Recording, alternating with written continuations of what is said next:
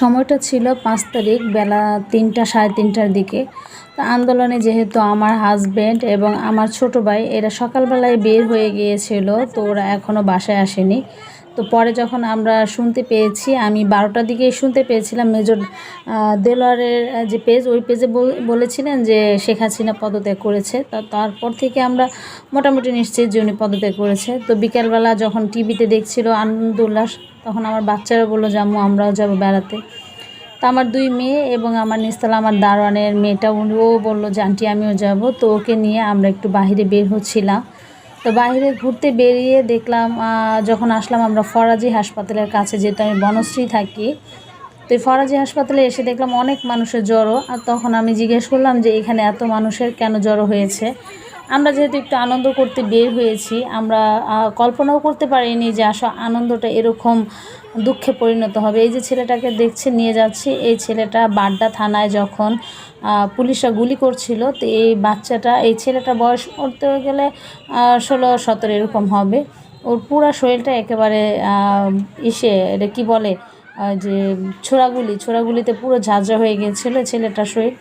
তো ওকে দেখে আমরা এই ফরাজি হাসপাতালে ইমার্জেন্সিতে ঢুকলাম। ইমার্জেন্সিতে ঢুকে যা দেখলাম, মানে এটা বর্ণনা করার মতো না। মানুষ এত অমানবিক কিভাবে হয় আমার চোখে দেখা এই ফার্স্ট। আর বনশ্রীতে এমনিতে অনেক গ্যাঞ্জাম হয়েছে, অনেক মানুষ মেরে ফেলা হয়েছে আমি শুনেছি, কিন্তু বাচ্চাদের নিয়ে বের হয়নি বা বের হওয়া হয়নি। কিন্তু আজকে স্বাধীন হয়েছে দেশ, এই স্বাধীন দেশে যে এরকম ক্ষত দেখতে হবে কখনো কল্পনা করতে পারিনি।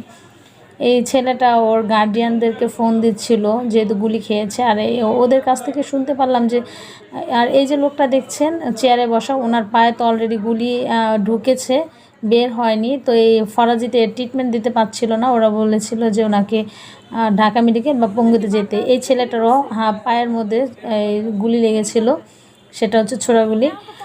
তো যার যে পায়ে ব্যান্ডেজ করা, হুইল চেয়ারে বসা, ওনার অবস্থা খুবই খারাপ ছিল। ওই যে দেখুন রক্ত পড়ছে টপটপ করে, মানে এগুলো দেখে আমি মেনে নিতে পারছিলাম না।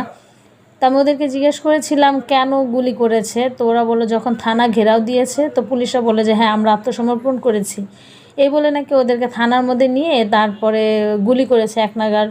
সেই অন দ্য স্পটে নাকি 10 জন মারা গিয়েছে ওদের ভাষ্য মতে, বেলা 3টার দিকে।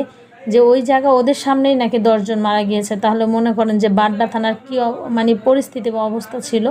পরবর্তীতে আর কি জনগণ ক্ষিপ্ত হয়ে থানায় আগুন দিয়ে দিয়েছে, যেহেতু এত মানুষ মারা গিয়েছে। আমরা তো এই লোকটা, ওনারও গুলি লেগেছে অনেকগুলো, দেখুন কী অবস্থা। আর ভিতরে তো আমি যেতে পারিনি, যেহেতু আমার সাথে 3টা বাচ্চা ছিল। তো এই 3টা বাচ্চা নিয়ে তো ভেতরে যাওয়া সম্ভব না।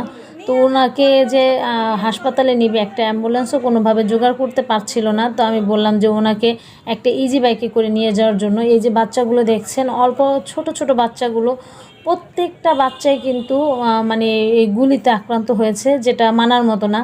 আর এখানে এই থানায় প্রায় সারা রাত্রই আপনার গ্যাঞ্জাম হয়েছিল খুবই, আমরা খবরে দেখেছিলাম।